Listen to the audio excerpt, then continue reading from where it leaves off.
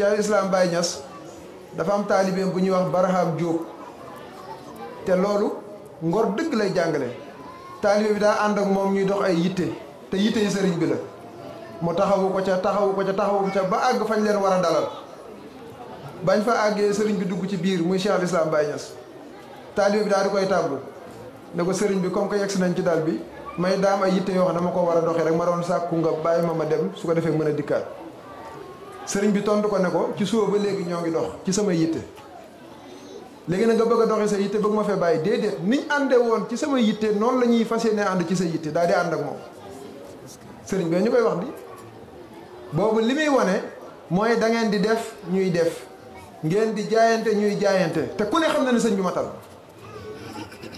lim ñu waxtaanal lim ñu yee